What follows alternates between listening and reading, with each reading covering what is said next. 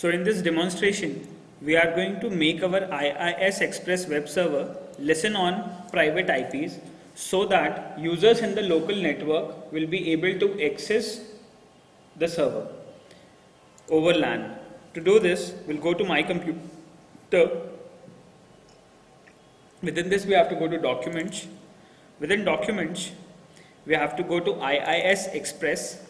Within this, we have to go to Configuration, and we have to modify application host configuration. We'll edit this host configuration, okay, and we have to make this local port accessible on private IPs as well. This 2375 port on which our project webservice.asmx is running. So I'm going to copy this port, and within my application host configuration, I'm going to search for this port. Okay, you can see that at this moment this port is binded only for local host, which means only local machine can access this 2375 port and access the project.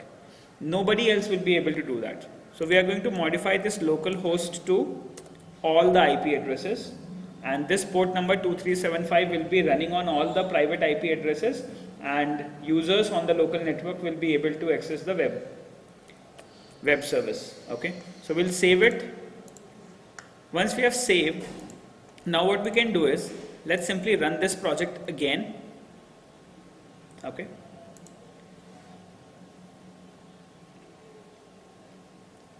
once we are running this project, let's not modify that. Now what we'll do, we'll try to access this on our private IP address. Okay, so before this, let me just get my private IP address. We'll go to command prompt.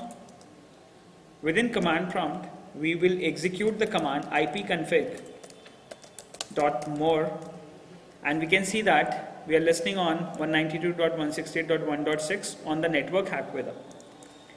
So we can go to this network here, 192.168.1.6, and we can provide in the port number 2375, and we can check whether this application is accessible on this page or not. So at the moment it is not running, so we have to restart our Visual Studio.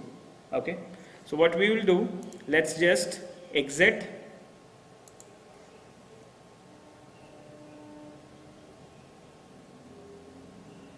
So once we did exit, we are going to restart our Visual Studio again. Let's run Visual Studio as an administrator.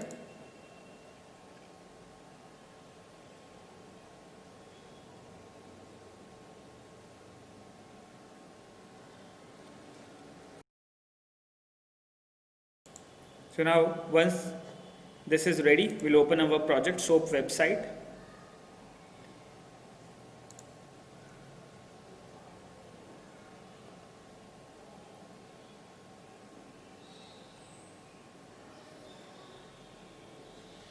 And now we'll run our project.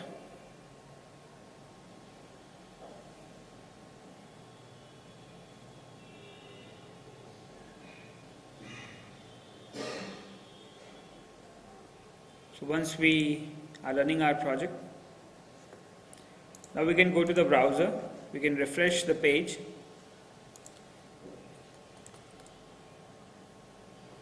So now it's running.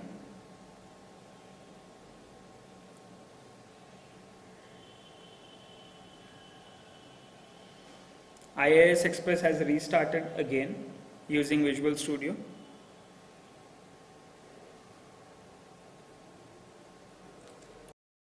And we have got the web service running. Now what we'll do, we'll just try to run that on 192.168.1.6 on port number 2375. So what we have to do, once we are running this here, we have to do a slight modification. We'll go to edit. And within this, we have to search for our port number 2375. And now we can see that we have port number 2375. So earlier localhost was written and star was written. So we have removed both the stars on both the ends of this. Okay. and we have removed localhost and star from here as well. Okay, we are going to save it. Once we have saved this configuration file, now we can go to Visual Studio. We can run our project. Okay, once the project runs again, we should be running as an administrator. So now what we have,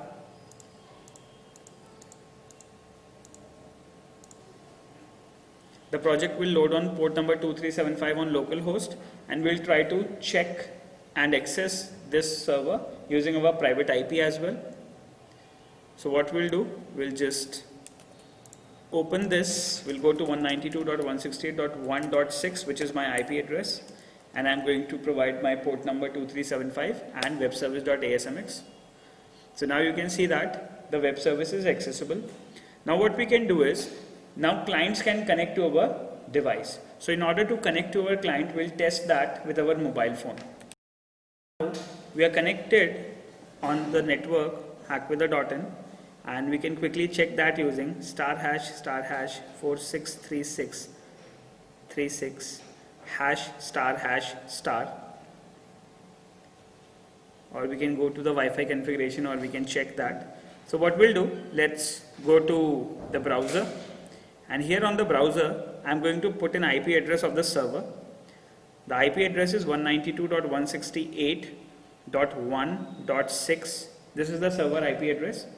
On this server, on port number 2375, my web server is running, and on this web server we have a file known as webservice.asmx. So this is the web service file which is running on the server, and we are connecting it with a client at the moment. So once I run it here, you can see that I've got access to the services. These 4 methods are now accessible on my mobile phone as well. So what we can do is, let's say if I go to click add, so you can see that here I'm not able to test. Okay, we cannot test that from a client device. Only we can send a post request from a client to server, and then the client will receive the post response, and using that response we are going to process data, we are going to get data, and we'll display that on our activity within the controls. So in order to do this, now we need to write an Android application which can connect to our web service, which can send arguments of authentication or addition to the web service, and then we are going to get the results. So what next we need to do? Let's have a look. So to do this, we are going to write an Android application, and we are going to use ksoap2.jar, and then we are going to write an application. So to do this, let's start our Android Studio, and for this demonstration we are going to create an application for authentication, or you can say for login.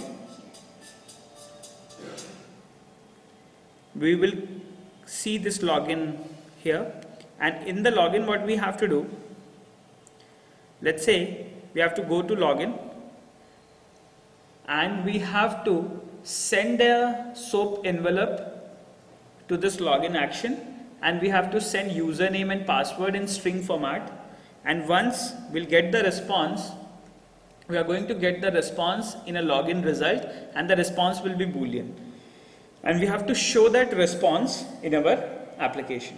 Okay, so we are going to write an application which will take username and password from a user. We are going to send username and password to server. Server will check whether the username and password is correct or not.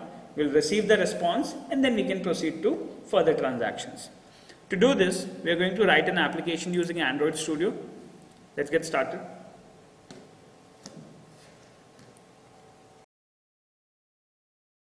A new Android Studio project, and this project will be our SOAP client application. Name of the application will be SOAP client, and the package name is hackwither.devanshu. We'll run it for Gingerbread. Let's go for the next one. We're going to get started with a blank activity or an empty activity, let's say. we'll get started with an empty activity, and let's click on finish. So now once the project gets created, we are going to write our application code. Now what we have to do is, here we are going to create our application, and let's say this application will be a SOAP client for login function. Okay. So what we have to do here, we are going to take two edit text controls using which we are going to send username and password, and we'll get the result from there. So what we have is, let's go to text fields. Here I'm going to give, let's say, a person name. That will be a username.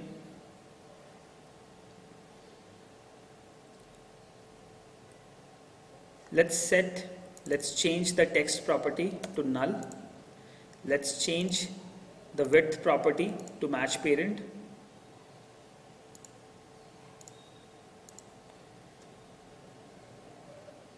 And let's set the hint, enter username. So this will be our first control, using which we'll take username from a user. Then what we'll do, we'll take a password from a user. Okay, let's just put in the password. Let's set the hint to enter password. Then what we'll do, we'll set the width to match parent. And finally, we're going to have a button control. We'll put the button control here. Let's say we are going to change this button control to login.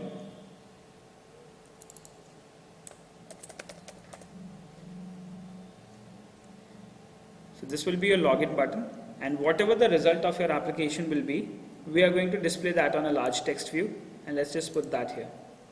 So here we'll get the result. Now, so at the moment what we have is, we have two edit text control, one button control and one text view control on which we have to display the values.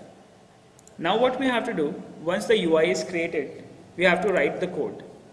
To write code, we are going to create global variables for edit text,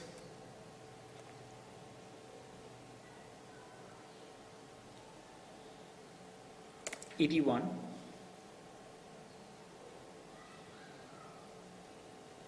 comma ET2. Then we are going to create controls for BT1, and I'm going to create a control for text view. Let's say it's TV1. So here we'll have three controls. We're going to refer these controls in our application. Find view by id r.id.edit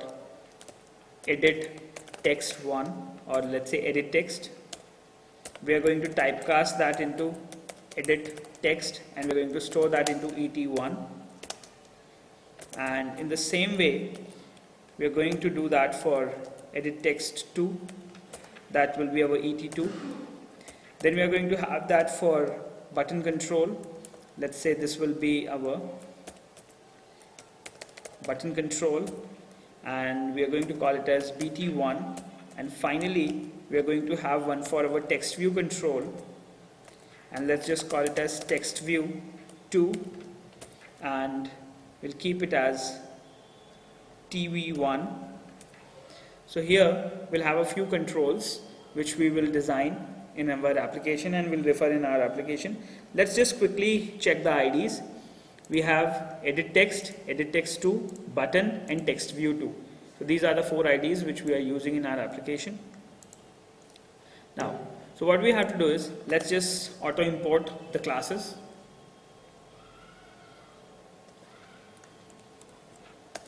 Import class edit text. Then we are going to import button control. We are going to import text view control, and we are going to typecast that into button control, and we are going to typecast that into text view control. So here the references are done, and now we have to perform event handling on our application. Okay, once we perform event handling on our application, let's do that. BT1.set on click listener. we are going to create an interface of new on click listener. Okay. So once we create this on click listener, we are going to override our on click method, and then we are going to write our business logic. Within the business logic, we are going to create an asynchronous task, and within asynchronous task, we are going to perform our SOAP request. Then we will receive SOAP response, and then we are going to display SOAP response in our text view control.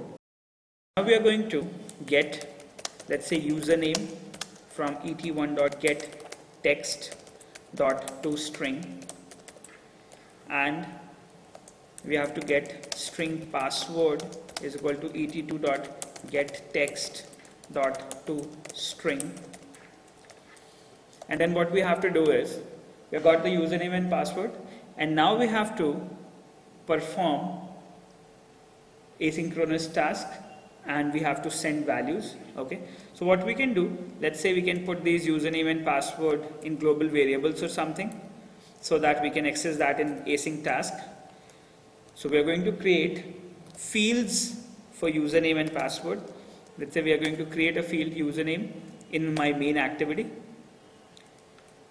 This will be of string type. Okay, and in the same way, I do that for my password as well. I'll use Alt Enter, create field password in my main activity, and the type will be string. So now I have got two global variables, username and password, which I will send using my async task. Okay, so here I'm going to create my new async task, and this async task will be known as SOAP request. Okay, let's say we are going to create an auth task. Okay, I will create a new class known as auth task, and I'm going to execute the operation. Clear? So now what you have to do is, I have to create a private class auth task within our main class, main activity. So we are going to create a private class auth task. We are going to extend async task, and then we are going to give void, and the return type will be, let's say, boolean, because I would like to display the value. So I'll get the boolean response. Okay, and once I've got this, now we are going to implement async task. We are going to import the class. We are going to implement methods, and you already understand the life cycle of your async task, that you have to execute code in background. Once your code finished executing, since it's void, we are not going to send anything from here. Now what we have to do is, here once do in background gets completed, we are going to receive response in on post execute, and that will be a boolean response, and we are going to display that response in our text view, that is tv1.setText, and that will be my boolean response, and I'm going to say it like result is, and I'm going to concatenate a boolean. That is my variable, which I will be receiving from my async task. So that will be the logic, and now what we have to do is, we have to perform do in background system here. So in order to send a request to my SOAP service, I have to have a KSOAP library. So I have to include KSOAP library in my project, and I have to grant internet permission so that my application will be able to connect to internet network or the local area network and send the request and receive response. To do this, I'll go to my manifest file first. Within my manifest file, I would like to add users permission,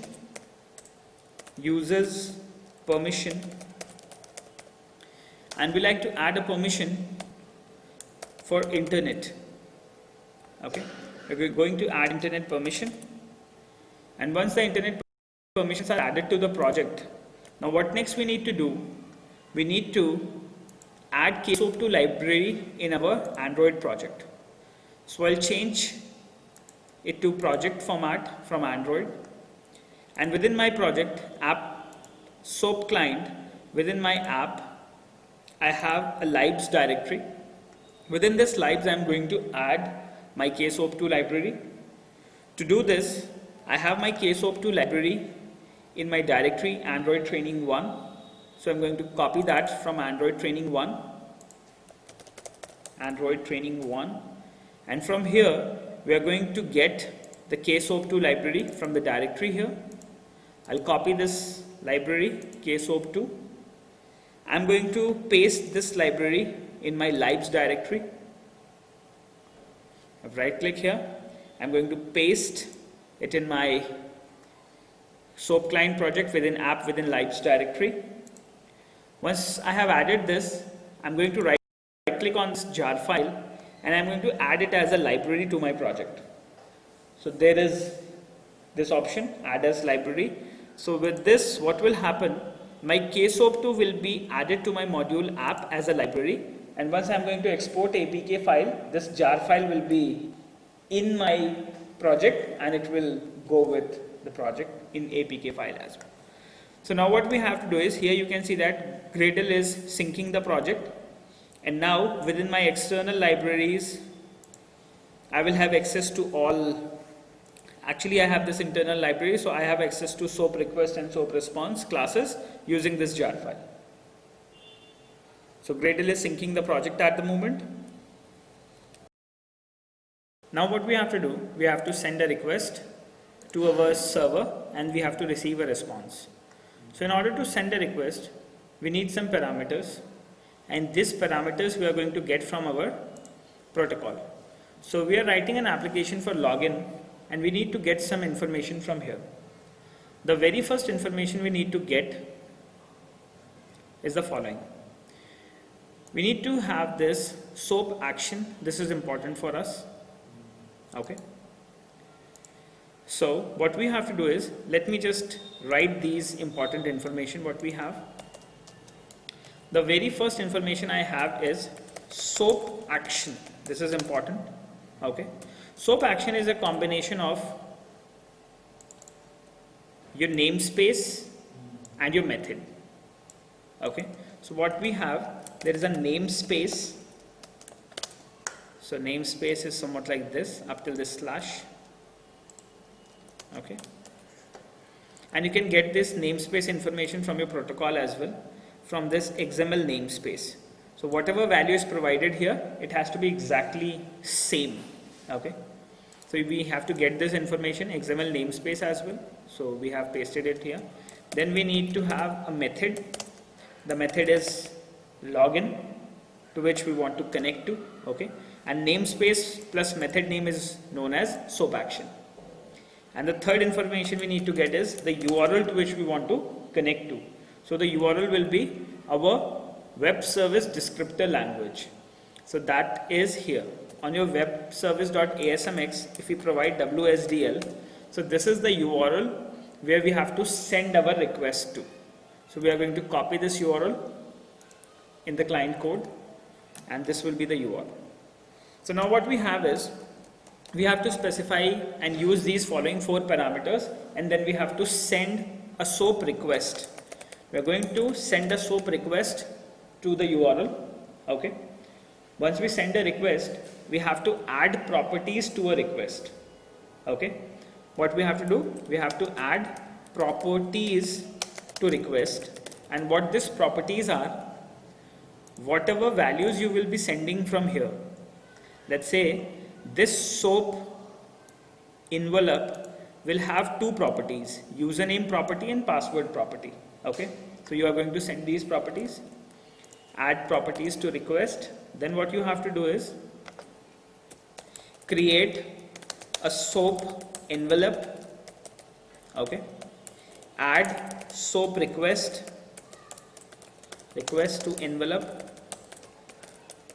Okay. Then you have to send SOAP envelope to URL using a transport. Okay. Then what you have to do, this is like post office protocol. Okay. So you have to send your SOAP envelope to a URL using a transport service, and then what you will do, you are going to get SOAP response from envelopes, from SOAP envelope dot body in attribute. Okay. Then what you are doing, you're going to get response, you can say you are going to get the result from the response. Okay, so get result property from SOAP response, and then you are going to use that result in your application. So we are going to perform these following steps in this demonstration. To do this, let's just go to our project, and here what we are going to do. Now within this method, we are going to create some global variables first within our auth task, and they will be public static final string, and this will be my namespace. The very first value which I am going to create is my namespace. So my namespace is here. I'm going to get my namespace. So the namespace is this login XML namespace. I'm going to copy that. Okay. I'm going to paste that in my code here. Now I'm going to get my second value, public static final string, and this will be my method to which I want to connect to. Okay, and name of the method you can get from here. Let's say this is your method name to which you will be connecting to. Okay, let's just copy that. This will be the method. Now what we have to do, we have got the namespace and a method. Then we need the third information like public static final string SOAP action. Okay, this is the third property, and this SOAP action is actually a combination of your namespace and method name, and we are going to get this SOAP action from here. This is your SOAP action. Okay, let's copy SOAP action. This is important. Once you have got your SOAP action, now you are going to create another information, that is the URL to which you will send this SOAP envelope to. Okay, and that will be your URL, and we will be sending the request to the URL webservice.asmx on this IP address and on that WSDL. So this will be the URL. So I'm going to copy that URL. Okay, and I'm going to paste the web service descriptor URL here. Now, so we have got all the four information which are required. Now let's begin writing our code. Clear? So what we'll do, now we're going to create a SOAP request. Okay, let's call it as a request is equal to new SOAP request.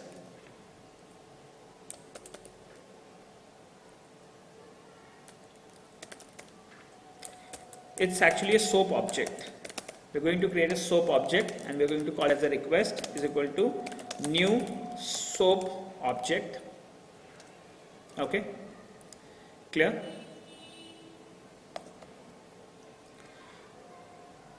So we have created a new SOAP object actually, and here what we do is we have to add namespace and method name information to this SOAP object. So let's just add that. I'm going to provide my namespace. Okay, and I'm going to provide my method name which we have just created globally. So now a request will be created for this namespace and for the action login. Now what we have to do is we have to add properties to this login action, and we can do that with request.addProperty.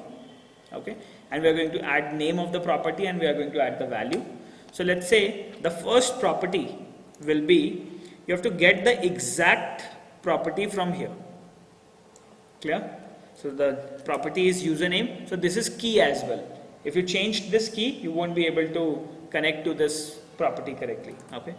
So we are going to provide the username here, and then we are going to add the property, and we are going to add the username which we have created at the top, which was global. We'll just check the global names. This is username and password. So these were the variables which I created. So I'm going to use it here, username. So one property has been added. Now I'm going to add another property to my request, and this will be password. So this key belongs to the property defined at the SOAP protocol, and this is the variable which I am concatenating here. Okay, so I've got this request ready. Now what I'm going to do, I'm going to create a SOAP envelope within which I'm going to add a request. So this will be created with SOAP envelope. I'm going to call it as envelope. I'm going to create an object of new SOAP envelope. Okay, and this should be serialized actually. So we are going to create a SOAP serialization envelope actually. Let's call it as a SOAP envelope. SOAP serialization envelope. Let's call it as envelope is equal to new SOAP serialization envelope. Okay, and here in this we have to specify the version. So we actually have two versions for SOAP. One is 1.02 and other is 1.1. So we are using SOAP 1.1 at the moment. Okay, so we will be sending our data in text and XML format, which is our WSDL. Okay, so what we'll do it something like this. SOAP will be SOAP envelope dot, this is version 1.1 and this is 1.2. So we are going to use version 1.1 at the moment. So that is SOAP version 1.1. So we have created a new SOAP serialization envelope here. Okay, then what we have to do is we have to provide some properties to this. Since the envelope is for .NET, which means the server side is .NET, so we have to add one property, envelope .NET. Okay, we have to add this to true because the server side is on .NET. Okay, so the server side is on .NET. We have enabled this property. Now within this envelope dot. Okay, so what we are going to do, we are going to add the request within this SOAP envelope. Clear? We have created the SOAP serialization envelope here for version 11, and then what we have to do is we have to add a request inside. We are going to use a class HTTP transport SE, using which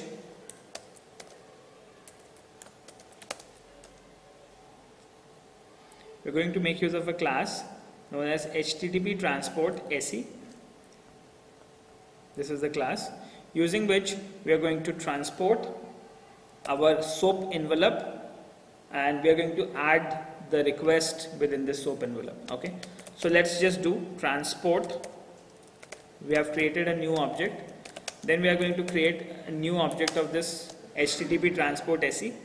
Okay, and within this you can see that we have to specify a string URL to which we want to send to.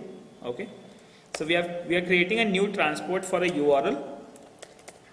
Let's say we are going to send the transport to this URL, and then we have a method here within the transport, and that is known as transport.call. So whenever you are going to call, you are going to specify the SOAP action and the envelope which you want to send to. Okay, now so what we'll do, we are going to specify the SOAP action.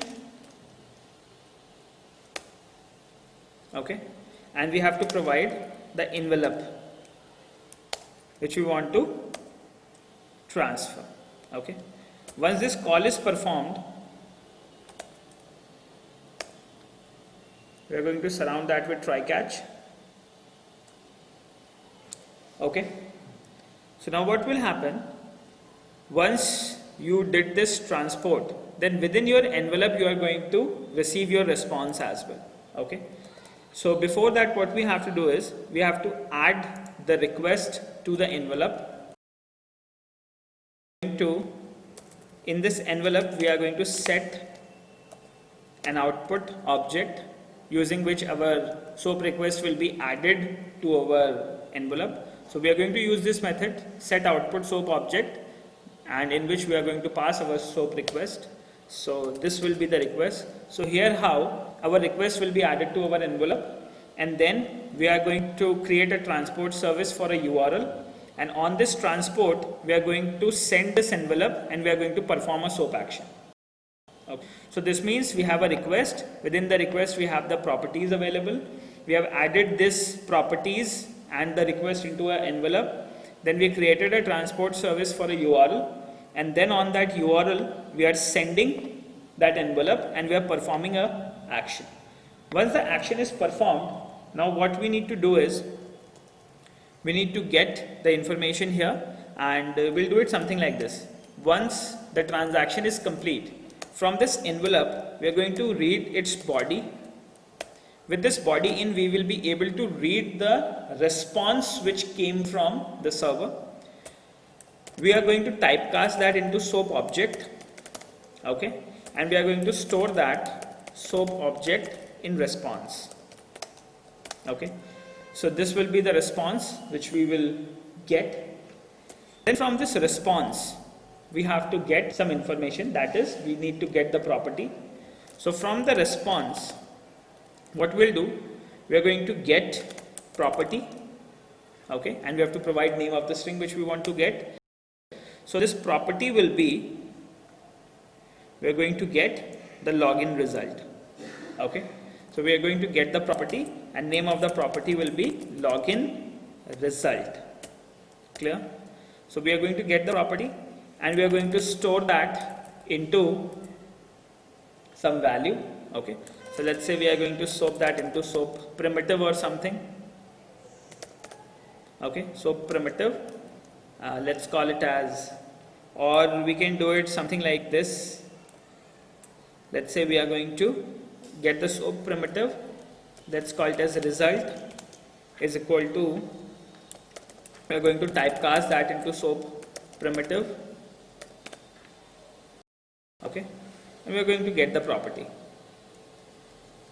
So what we have exactly done here, we have got the result, okay, and we have typecasted that result into primitive type. Basically primitives are known as int, boolean, these are known as primitive values. So we are just taking the value from the login result and converting into a SOAP primitive type and we'll store it into result, okay. Sometimes what happens is we don't know what type it is, so it gives us typecasting issues sometimes. So then what we do it in a SOAP object or in an object and we convert it into boolean type or something and then we get the results. So what we will do, let's see something like this here. We'll get the response and we'll get the result here, and finally we are going to convert this result into boolean or something, okay. So what exactly we need to do is we have to do it something like this, result. We can do one thing, instead of boolean I can get the string result here, and I'm going to change this to string. Let's say I'm going to get a string result here and I'm going to perform a string result because I have to show that true and false. Either I would have done it with parse as well, we could have parsed it as well and converted to boolean also, but let's say I've just converted it into string directly, okay. So now what am I going to do, I'm going to get the result and I'm going to transfer here result dot toString, something like this, okay. So using result dot toString, whatever result is came into this primitive will be converted into string and will be returned here, and finally we are going to display the result, okay. So let me just quickly guide you what we exactly did here. We created a SOAP request for a namespace and method, we added a few properties with it, then we created an envelope, we added the request here, then we created a transport service for a URL, and then we executed an action on the envelope. Then we have got response from that action, and we have got result from that response, and we have returned that response into a string format, and now we are displaying it on a text view. Clear? So using this KSOAP library, we have got these functions: SOAP object, SOAP serialization envelope, HTTP transport SE, SOAP object, SOAP primitives. So these classes were available in our KSOAP2.jar. So we are going to save this application and we are going to test that on our device. So let's quickly generate a signed APK. We are going to choose an existing file from our machine, and the name is parimal.jks.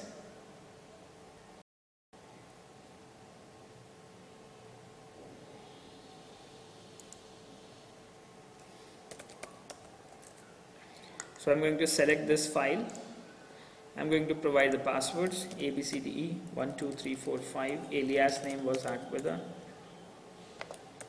ABCDE 1 2 3 4 5, and we'll go next. Provide the password. We'll go OK. Application will be exported to our SOAP client, and then we are going to test our application on our device. To test the application on the device, now what we'll do, we are going to copy our generated APK file within this mobile device. To do this, we'll go to our directory within C SOAP client. Within this SOAP client, within app, we have this app release.apk. Let's call it as SOAP client. I'm going to copy this file, and I'm going to paste the file here within my mobile device. Let's paste it here.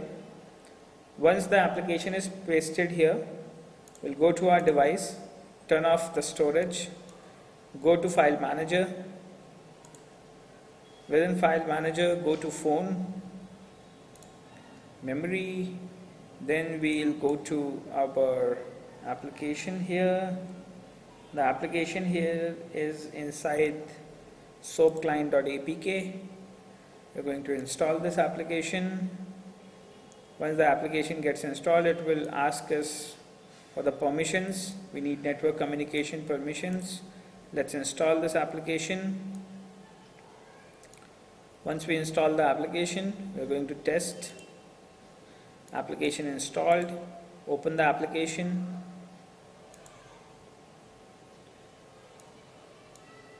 Once your application starts, here we have the following information which we have to provide. Let's say we are going to provide a username as admin.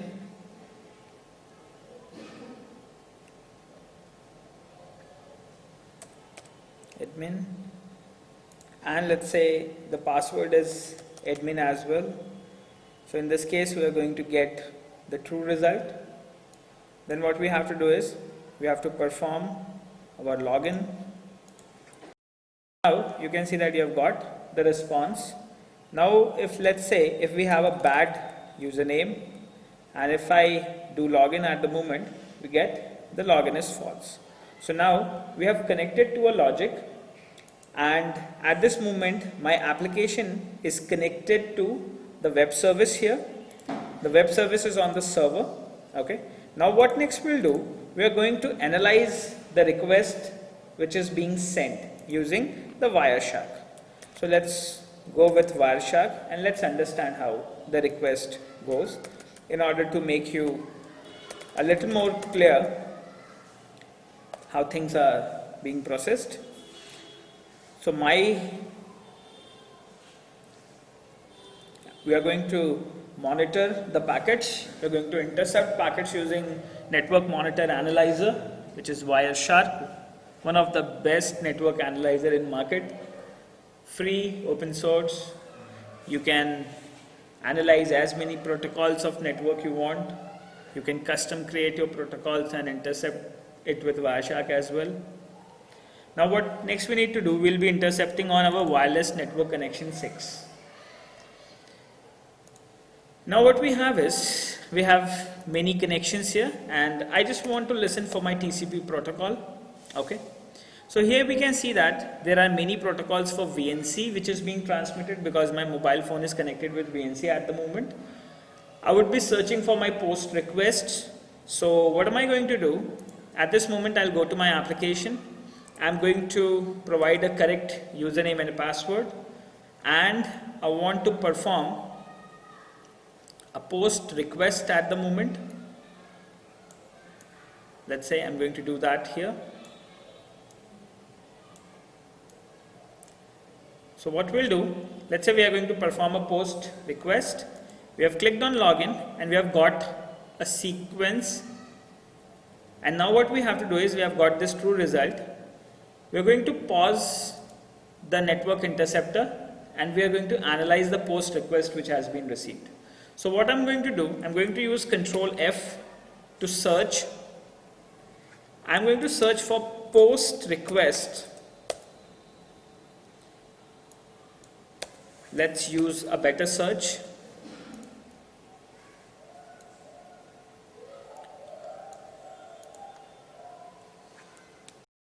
What we are going to do, let's change the display filter to string, because now we have to search for the post, and now as soon as we click for post here, you can see that we have got the post request identified here at the bottom. Here is your post request, and you can see that it's an HTTP XML request which has been sent. It was a post request. Okay, it has been made to webservice.asmx WSDL to this URL. Now we can come here and you can see that this is your data link layer, this is your network layer, this is your transport layer. Over this you have your HTTP layer, which was in two segments and it is reassembled here. After this you have your HTTP protocol on your application layer. Within this HTTP protocol, you can see that we have received the request here for the post. Clear? We have received the post request here, and within this we have got this login action which has to be performed. Okay, we have got some content length and something, and this was the full request which has been received to this WSDL URL. And then we have got some extensible markup which has been received. So within that XML markup we have received an envelope. Okay, so you can see that this post request has been received from the IP address 1.5 to 1.6. 1.5 is my mobile number, my mobile IP address, and this is my server IP address. Okay, so I've got an envelope here on my HTTP protocol. Within this envelope you can see that I've got some information for my namespace, and then I've got a body. Within this body we have got a method that is login, and within this login we have got some properties like username and password. Within this username we have got a string, and the string was admin. Okay, and we have got a password, and the password was admin. Clear? So this was the request which we have received here.